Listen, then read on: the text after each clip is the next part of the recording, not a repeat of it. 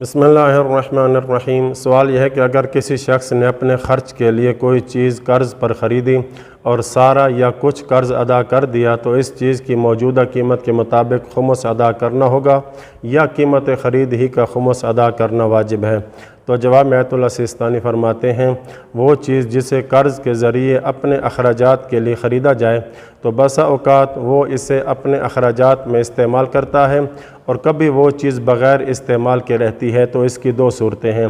پہلی یہ کہ پہلے اس چیز کو اپنے خرچ میں استعمال کرنا شروع کیا اور پھر اپنے اسی سال کے منافع سے قرض کی قسطیں ادا کرنا شروع کیں تو اس چیز پر خمس واجب نہیں اور نہ ہی قرض اتارنے کی مد میں جو مال دیا ہے اس پر واجب ہے۔ ہاں، اگر قرض کی ادائیگی ان اموال سے کی جائے جن پر سال گزر چکا تھا اور وہ اموال خمس شدہ نہیں تھے تو فقط انہی اموال کا خمس نکالا جائے گا۔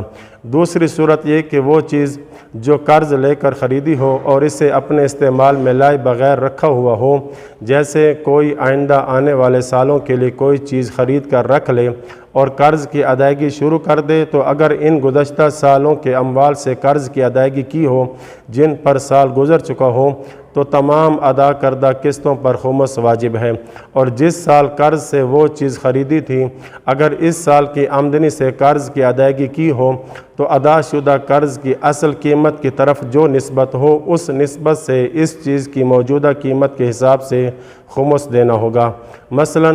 اگر اس چیز کی قیمت میں سے آدھا قرض ادا کیا ہو تو اس کے مقابل اس چیز کی موجودہ قیمت فروخت میں سے آدھے حصے کا خمس دینا واجب ہوگا۔ وصلی اللہ علی محمد و اہل بیتہ الطاہرین۔